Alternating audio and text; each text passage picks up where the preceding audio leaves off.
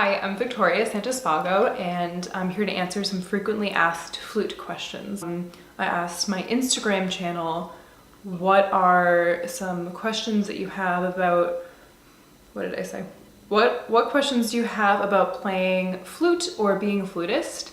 And I got a lot of responses, and I actually also ended up asking a lot of my students that I have here in New York. A lot of them ended up being like very similar questions that everyone had. Like there are a lot of common questions that people always ask me, so I felt like it was a good idea to make a little frequently asked question video about it. How do you build up self-confidence?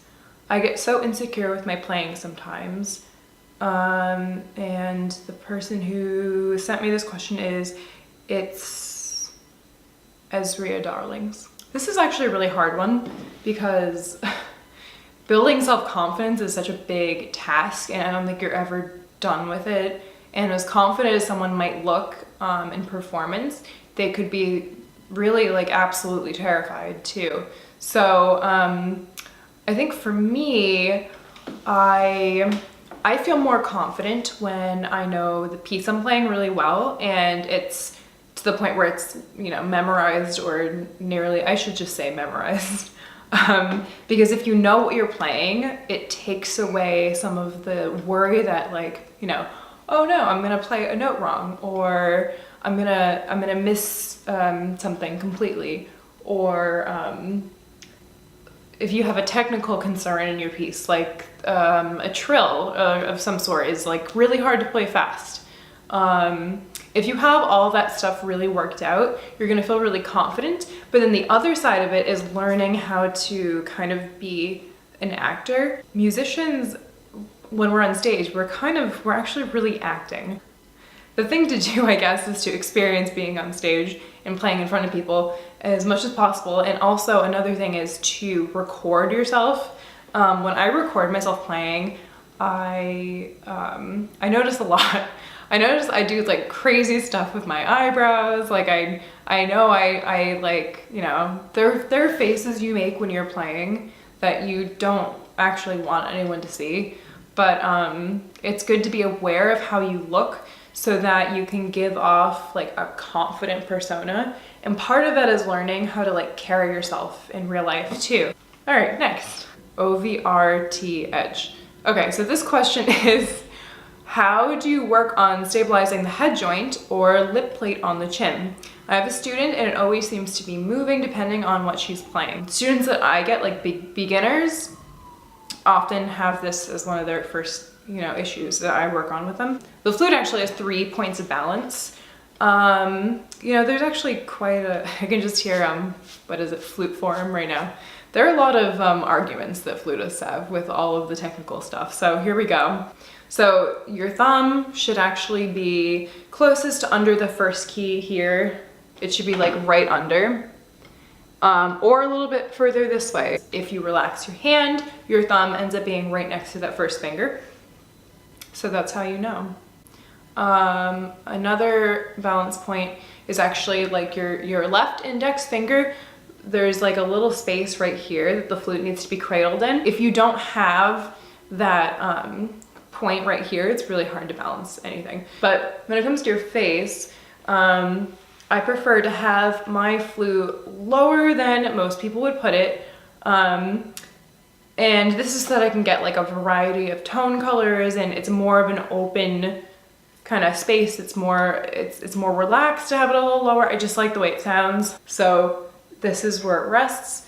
And I would just say, if it's moving on your student's face, they have to be doing something crazy with their arms, or like when they're moving their fingers, have them try to keep the flute really still. Because a lot of times the flute will move around when it's just not balanced on those 2 points, your thumb and the side of your hand. This is AGTA_blue.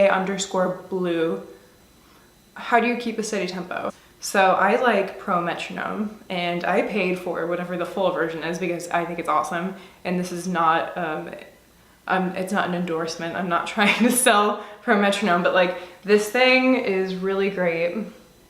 I use it every day. I think a lot of people use this every day. But if you don't think you have a solid sense of pulse, or if you think the piece you're working on doesn't sound like it's in time, or people are saying like you have bad rhythm, take out your metronome and set it to like a nice slow tempo on the piece that you're working on, and like really like internalize the beat. You have to stick to being right in time with the metronome, because if you're not, people are actually going to perceive it as like bad playing. Maybe they won't know why, but you can tell when, you know, when something's a little sloppy, even if you're not like a super trained musician. This is zy dot YIXIANG. Sorry, that's the Instagram handle name. Hi, my embouchure is on the left side. I've been very used to it, and when I try to make it to the center, I sound like a complete beginner. Do you have any suggestions? Also, I have been tonguing at my lower teeth instead of my upper teeth. Does this affect anything? Thanks. Okay, really good question. There's a lot there. So one, not everyone has an embouchure that's in the center. Some people have what we would call a side embouchure, and those people can sound just as good as people with embouchures in the center. And if you're thinking like, oh, you know, the way my teeth feel, like this just feels right, especially if you're getting the sound of like a beginner in the center and like a much better player somewhere else, like I always think it's good to experiment. Say duh, and then notice where your tongue goes, and then that should dictate where you put it. So there aren't a lot of words I can think of that actually start with your tongue near your bottom teeth, because when we articulate, it's mostly at the top half of the jaw. DAMCGU. Relatively recently, I've gotten into playing flute. Great. One of the biggest issues I'm having is intonation. I was wondering if there are any tricks, or do you have any tips for playing in tune? I've especially noticed the low, mid, and high registers vary. It's something that you have to get used to, especially there are certain situations where you actually think a little bit differently about intonation. So for example, ensemble playing, but there are people that sit there with like a tuner on their scales, and I meant a tuner on their stands. And it doesn't make any sense, because what they're doing is kind of blending with like the electronic tuner, but everyone around you should be trying to blend their intonation together so that the whole ensemble is in tune. Playing on your own, you just have to get used to the sound of intervals, and you can work on that with like a piano. And I honestly recommend, the more you know about music theory, the better that your playing is going to be. Live and Die 4305. Is a classically trained flutist capable of switching into genres like jazz, rock, or blues to earn money without losing her classical ear or fingering? Or is it best to stay inside the classical realm, even if it means earning less money? Okay, that's a very interesting question. I wouldn't assume that because someone is a classical musician that they're not actually playing around with other genres or learning about them, because I think if we stop learning, then that means you think you know everything. The more you can learn about other genres, like for instance, jazz.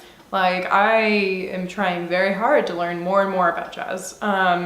And you know, how to play it. And coming from a classical side of it, I don't think it's a bad thing.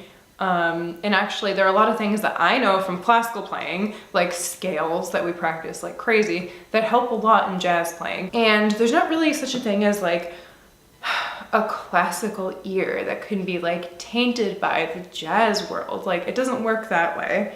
If you're after money, you wouldn't have chosen music in the first place, because the reason we're doing music is because it's something we love to do, and we're not just like, you know, money hungry and like looking for a way to make quick money. Like the reason I chose to play flute was because I love music. How do you deal with nerves? And this is for my student Nancy. When you know a piece of music, you are going to still feel nervous, but maybe about just the performing aspect of it, maybe just being on a stage. But that type of nervousness is different than I don't know my music nerves, because that's a whole different thing. The best way to conquer nerves is to be really familiar with your music. Just go out there and just own it, you know? It's your performance. You're the only one at this moment that can do the job that you can. And you know, you're gonna be awesome. Those were all of my questions for today. And if you have another question, I want you to post it down below and we can talk about flute another time. All right, thank you and have a great day.